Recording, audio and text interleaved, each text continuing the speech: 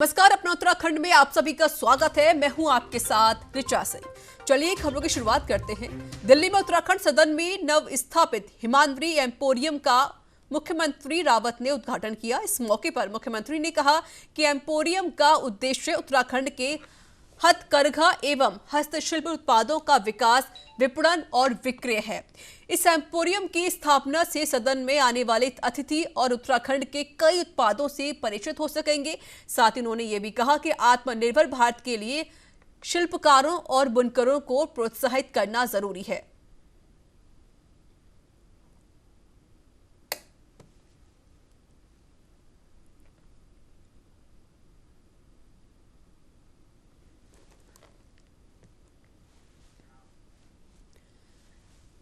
BJP सांसद अजय टम्टा ने अपनी लोकसभा क्षेत्र चंपावत का दौरा किया। इस दौरान सांसद अजय टम्टा ने राष्ट्रीय सड़क सुरक्षा मासिक कार्यक्रम के अंतर्गत जनपद चंपावत में संसदीय क्षेत्र समिति की बैठक ली।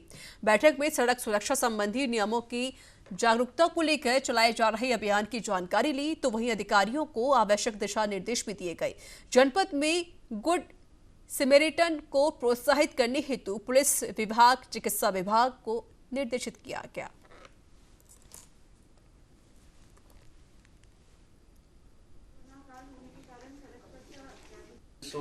जिनका रोजगार मिले इसका संरक्षण का वेटिंग है हमारे पास, वो आ जाएगा, तो उसको भी हम पूरा परिपालन करने के दिशा निर्देश दिए हैं। स्वास्थ्य विभाग में जो कोविड की वैक्सीनेशन का कार्य है, उस वैक्सीनेशन के काम को पूरा करने का भी लक्ष्य जो भारत सरकार ने टारगेटेड किया है, तो उसका द्वितीय चरण भी आप लोग बैठे थे कि पूरा हो रहा है।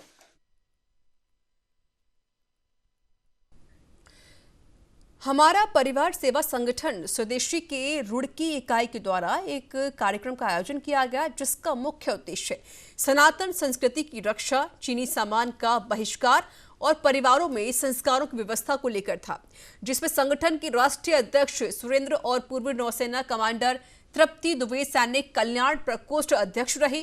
आपको बता दें कि हमारा परिवार सेवा संगठन स्वदेशी को लगभग 3 वर्ष हो चुके हैं। यह सितंबर 2017 में दिल्ली के निकट एक गांव नूना माजरा से प्रारंभ हुआ था, जिसमें शुरुआती दौर में 9 लोग रहे, मगर आज 12 कार्यकर्ताओं की केंद्रीय टोली राज्य स्तर पर दिल्ली, हरियाणा, मध्य प्रदेश, गुजरात, त्रिपुरम, पंजाब और विदेशों में अमेरिका, मलेशिया, इंग्लैंड में लगभग 98 इकाई का गठन हो चुका है।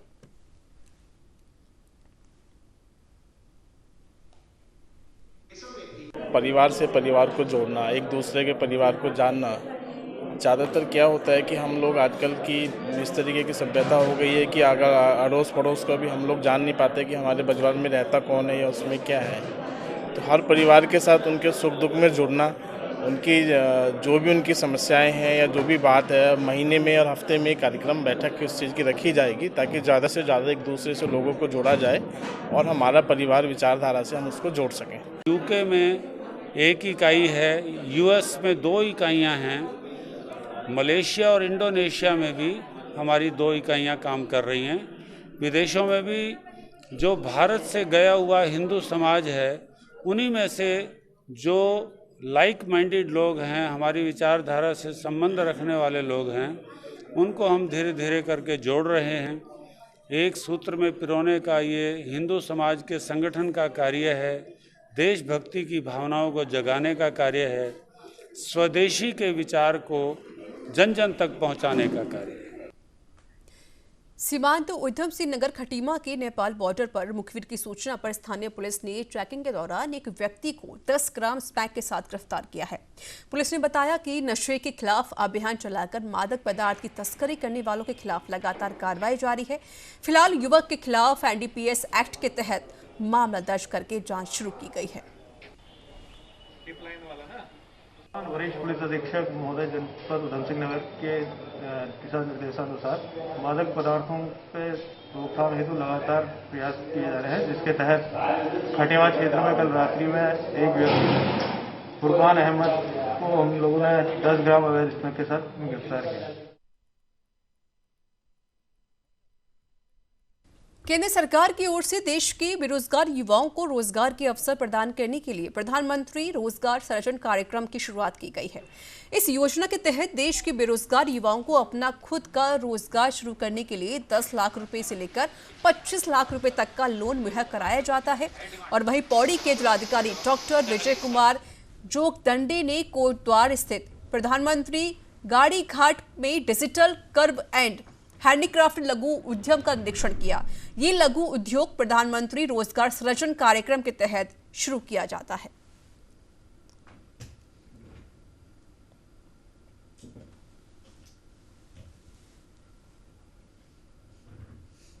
जनपद में विभिन्न उद्योग स्थापित किया गया है। आज हमने शहवाल रावत जी द्वारा जो यहाँ पे कैड आधारित मॉडल्स निर्माण का जो उद्योग स्थापित किया उसका निरीक्षण किया है। उन्होंने पूर्व में 10 लाख तक का ऋण लिया था, उसके माध्यम से उन्होंने अपना उद्योग स्थापित किया है।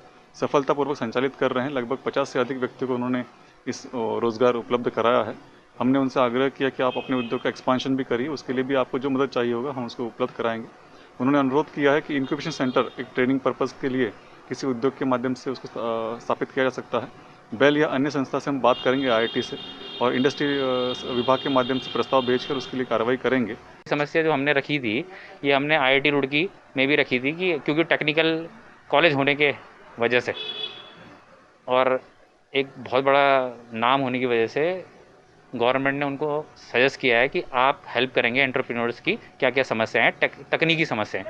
तो वहाँ पर यही पॉइंट रखा गया है कि यहाँ इंक्यूबेशन सेंटर खुलने चाहिए उत्तराखंड में, जहाँ पर जो गरीब बच्चे हैं या जो पढ़े लिखे बच्चे हैं जो खाली घूम रहे हैं, जिन पर रोजगार नहीं है, उनको कम से कम स्किल डेवलप हो पाए उनका। राजाजी टाइगर रिजर्व की बेरीवाड़ा रेंज में एक वनकर्मी को जंगली हाथी ने मौत के घाट उतार दिया। वनकर्मी की मौत से पूरी राजाजी टाइगर रिजर्व में हड़कंप मच गया है। मृतक वनकर्मी का नाम गौरव है, जिसकी उम्र 32 वर्ष बताई जा रही है। दिन के समय गश्त के दौरान ये घटना हुई। वहीं वनकर्मी की मौत के बाद परिजनों का रोकर बुरा हाल है। रेंज में राजाजी टाइगर रिजर्व पे इसमें ये गौरव कुमार है। ये स्टाफ के साथ रेगुलर गश्त में थे और वहाँ पे हाथी ने चेज किया इनको और इनको तुरंत वहाँ से स्टाफ द्वारा हॉस्पिटल लाया गया और यहाँ पहुँचते ही इनको डिक्लेयर कर दिया कि इनकी डेथ हो गई। रामनगर के कॉर्बेट में गहरे भूरे, पीले भूरे या रेतीले रंग का शुंडाकार जीव पैंगोलिन पाया जाता है। यह जीव संकटग्रस्त प्रजाति में शामिल है। इसे बचाने के लिए लगातार प्रयास किए जा रहे हैं, लेकिन शिकारियों पर शिकंजा न कसे जाने के कारण सल्लू सांप पर जबरदस्त खतरा मंडरा रहा है। और वहीं वन्यजीव एक्सपर्ट संजय छिमवाल बताते हैं कि इस सांप की प्रजाति विलुप्त हो रही है। इसकी खाल की दक्षिण पूर्व एशिया के देशों में भारी डिमांड है। इसकी परतदार खाल का इस्तेमाल शक्ति वर्धक दवा, बुलेट प्रूफ जैकेट, कपड़े और सजावट के सामान के लिए किया जाता है।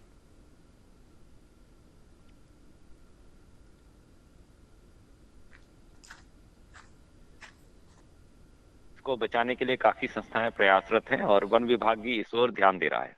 और आज जो विश्व पेंगोलिन दिवस है, इसका मुख्य उद्देश्य लोगों में इसके प्रति जागरूकता और इसके संरक्षण के लिए डिक्लेयर किया जाता है। और इसको बचाया जाना बहुत जरूरी है क्योंकि हमारी जो जैव विविधता है उसका एक महत्वपूर्ण जीव है। रामनगर के पूर्व ब्लॉक प्रमुख संजय नेगी के नेतृत्व में सैकड़ों ग्रामीणों ने धरना प्रदर्शन किया। दरअसल सड़कों की खराबी को लेकर ग्रामीणों ने प्रदर्शन किया और वहीं ग्रामीणों का कहना है कि बार बार सड़कें उखड़ रही हैं क्योंकि सड़कों से बजरी निकल रही है, जिससे दुर्घटनाएं हो रही हैं। कई लोग या सरकारों द्वारा कार्य करवाया गया तो हमारी मांगे पूरी करो। इस रोड को बनाए जाने को लेकर आज धर्मपुर औलिया होते हुए धनपुर होते हुए कई लोग या सरकारों द्वारा कार्य करवाया गया तो हमारी मांगे पूरी करो। इस रोड को बनाए जाने 7 वर्षों से मैं इस रोड को देख रहा हूँ कि इस रोड में नवीनीकरण का काम नहीं हुआ, पूरी तरीके से पक्की रोड बनाने का काम नहीं हुआ, लेकिन इसमें हर वर्ष टल्ले लगा दिए जाते हैं, जो टल्ले टूटकर फिर से रोड बजरी में तब्दील हो जाती है, जिसको लेकर हमने शासन प्रशासन से मांग की। कल जब हमने देखा कि यहाँ पर PWD के कुछ लोग कार्य कर रहे हैं तो मेरे द्वारा एक्शन से पूछा गया कि आप क्या इस रोड को पक्की बना रहे हैं, तो उन्होंने कहा नहीं, अभी तो फिलहाल इसमें हम जो गड्ढे हैं उन गड्ढों को भरने का काम कर रहे हैं, पैचिंग का काम कर रहे हैं। मैंने उनसे कहा कि आप अतिशीघ्र इस पैचिंग के काम को रोक दीजिए। चमोली की विश्वेश्वरी देवी ने महिलाओं को पैतृक संपत्ति में सह खातेदार बनाने को लेकर सीएम रावत को वीडियो के माध्यम से धन्यवाद दिया है, जिसे सीएम त्रिवेंद्र ने अपने सोशल मीडिया साइट पर शेयर भी किया है। वीडियो शेयर करते हुए सीएम रावत ने लिखा है कि वर्ष 2008 में जब मैं प्रदेश का कृषि मंत्री था तो जनपद चमोली में मेरी मुलाकात विश्वेश्वर देवी से हुई थी। उन्होंने बड़े तार्किक ढंग से यह बात रखी कि पति की संपत्ति में महिलाओं को बराबरी का अधिकार होना चाहिए। मेरे जहन में हमेशा यह बात रही, जिसके बाद आज जब मैं प्रदेश का मुख्यमंत्री हूं तो मुझे बेहद ही खुशी है कि हमारी सरकार ने विश्वेश्वरी देवी जी की मन की इच्छा को पूरा किया है और प्रदेश की लाखों महिलाओं को उनका अधिकार दिलाया।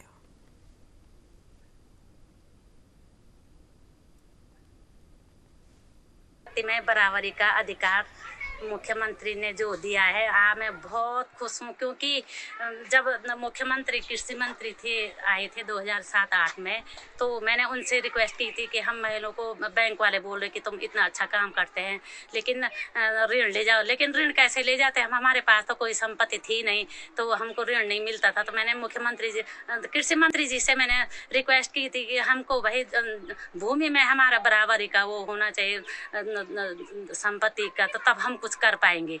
लेकिन आज मैंने जब मुख्यमंत्री के भाषण सुने मोबाइल में, तो मुझे बहुत खुशी हुई कि जो मैं चाहती थी, जो मेरे दिल में था पीड़ा बहनों के लिए, वो आज पूरा हुआ। मैं इसके लिए बहुत बहुत धन्यवाद देना चाहती हूँ मुख्यमंत्री जी को। देहरादून में लोग अब इलेक्ट्रिक बस में सफर कर सकेंगे। जी हां, दरअसल आज मुख्यमंत्री त्रिवेंद्र सिंह रावत ने दून कनेक्ट योजना के तहत शहर में इलेक्ट्रिक बस के नियमित संचालन को हरी झंडी दिखाई है। इस दौरान मुख्यमंत्री ने कहा कि यह बस पर्यावरण संरक्षण के लिहाज से बेहद महत्वपूर्ण कदम साबित होगी। तो वह स्मार्ट सिटी के मुख्य कार्यकारी अधिकारी डॉक्टर आशीष श्रीवास्तव ने कहा कि स्मार्ट सिटी के तहत शुरू हुई यह सेवा प्रदेश के लिए बड़ी उपलब्धि है।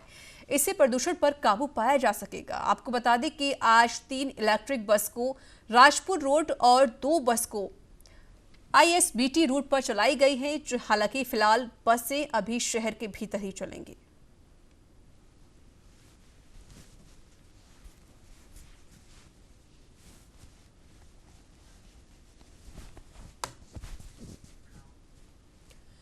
रामनगर में 27 करोड़ की लागत से प्रदेश के पहले बस पोर्ट का निर्माण चल रहा है।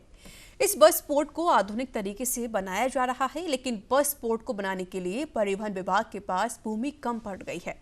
इसके लिए परिवहन विभाग ने वन विभाग से भूमि की मांग की है और वहीं परिवहन विभाग के ARM मोहन राम आर्य ने बताया कि रोडवेज के पास कुल 1.278 हेक्टेयर भूमि थी, जिस पर बस पोर्ट का निर्माण कार्य चल रहा है और अभी 120 हेक्टेयर भूमि की आवश्यकता और है। इसके लिए वन विभाग को प्रस्ताव भेज दिया गया है और वहीं वन विभाग के DFO चंद्रशेखर जोशी ने बताया कि उत्तराखंड परिवहन निगम द्वारा भूमि की आवश्यकता के लिए प्रस्ताव दिया गया है।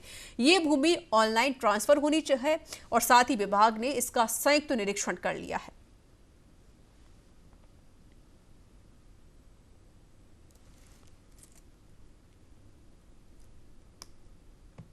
रामनगर बस डिपो है, उसको अभी एक्सटेंड करने के लिए 1.5 हेक्टेयर भूमि की आवश्यकता जो है वो उनको है, जो उन्होंने ये मांग करी है। तो उसका संयुक्त निरीक्षण जो है ये वन विभाग और परिवहन निगम द्वारा कर लिया गया है और पूर्व में भी आधा हेक्टेयर भूमि जो है इस कार्य के लिए दी गई थी और अभी उसको एक्सटेंशन के लिए 1.5 हेक्टेयर की और आवश्यकता उनके द्वारा बताई गई है, जिसका ऑनलाइन प्रकरण बनाया गया है। तो उस भूमि के लिए जो है वन विभाग के साथ DFO साहब के निर्देश पर सर्वे किया गया था। वो भूमि .120 का सर्वे हुआ है, जिसकी संयुक्त सर्वे रिपोर्ट जो है प्राप्त हो गई है। उसी आधार पर जो है उसका प्रस्ताव जो है भेजा जाएगा।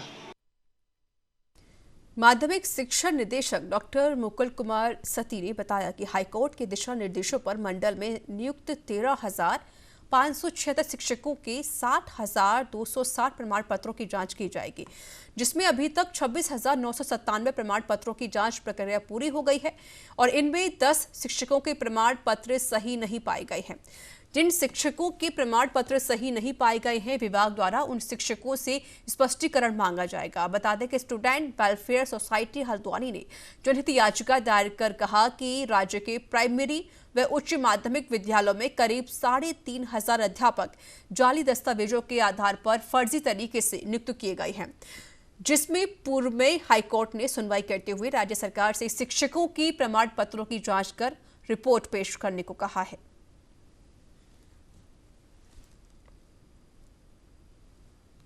ये निर्देशित ये किया गया था कि मंडल के जितने प्राथमिक विद्यालयों के शिक्षक हैं उनके प्रमाण पत्रों की जांच करी जाए। तो उसमें से 13,576 कुल हमारे शिक्षक थे, जिसमें से जिनके प्रमाण पत्र विभाग को प्राप्त हुए हैं वो 60,222 प्रमाण पत्र विभाग को प्राप्त हुए हैं और 60,222 प्रमाण पत्र विभिन्न संस्थाओं को विभाग द्वारा भेजे गए हैं।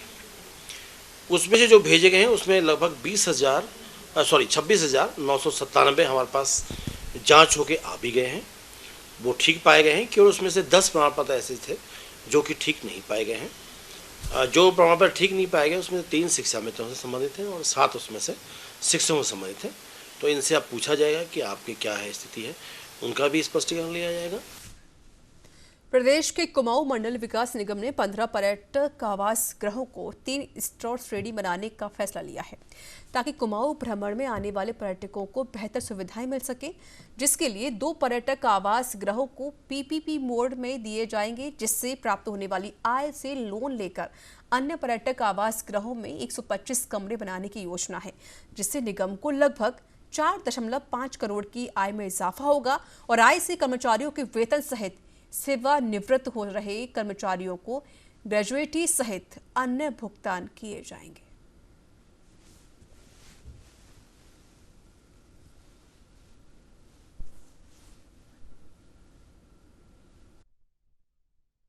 हमारी आप लोगों के समाचारों में के स्रोत बढ़ाने के लिए हमने 2 TRCs को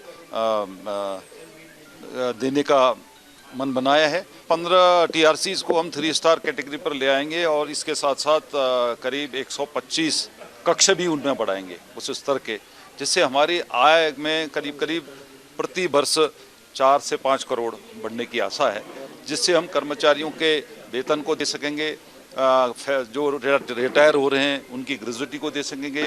उनकी ग्रेजुएटी जिस तरह से सरकार ने 20 लाख कर दी है, हम अभी 10 ही नहीं दे पा रहे, तो हम उनकी 20 दे सकें, ऐसी हमारी योजना है। उत्तराखंड में अब हर थाने में न केवल शिकायतकर्ता की समस्या सुनी जाएगी, बल्कि शिकायत पत्र रिसीव कर उन्हें रिसीविंग भी मिलेगी। यानी पुलिस महानिदेशक उत्तराखंड अशोक कुमार ने प्रार्थना पत्र रिसीविंग की पद्धति को और अधिक सुदृढ़ बनाने के लिए सभी जनपद प्रभारियों को प्रत्येक थाने पर गठित महिला हेल्प डेस्क को ये जिम्मेदारी देने के लिए निर्देशित किया है। महिला हेल्प डेस्क पे नियुक्त कर्मी ने न केवल थाने में आने वाले हर शिकायतकर्ता पीड़ित को अटेंड करेंगे, बल्कि उनसे प्रार्थना पत्र रिसीव करके उन्हें उसकी रिसीविंग भी देंगे। डीजीपी ने बताया कि प्रत्येक थाने पर स्थापित महिला हेल्प डेस्क रिसेप्शन सेंटर के रूप में काम करेगा।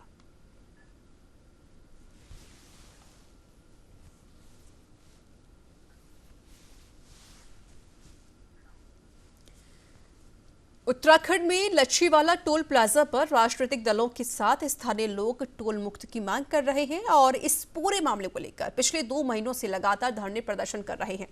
पर समस्या का हल न होने की वजह से उत्तराखंड के क्षेत्रीय दल यूकेडी ने क्षेत्रवासियों की समस्या को देखते हुए हाईकोर्ट जाने का निर्णय लिया है। बता दें कि डोईवाला ब्लॉक सभागार में यूकेडी नेता शिव प्रसाद सेमवाल के नेतृत्व में बैठक का आयोजन किया गया, जिसमें यूकेडी से जुड़े तमाम कार्यकर्ताओं ने लच्छीवाला टोल प्लाजा पर हो रही टोल वसूली का विरोध किया। साथ ही 20 किलोमीटर के दायरे में आने वाले सभी लोगों को टोल मुक्त रखने की मांग की गई।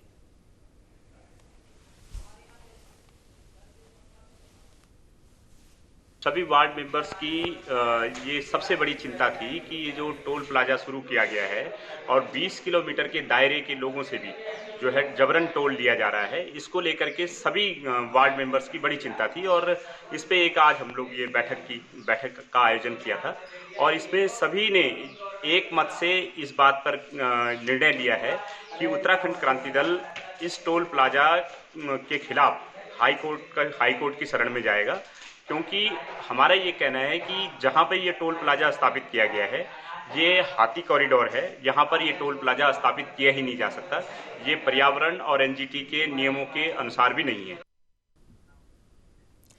तो इसी के साथ अपना उत्तराखंड में इतना ही। देश दुनिया की तमाम खबरों के लिए देखते रहिए न्यूज़ इंडिया। नमस्कार।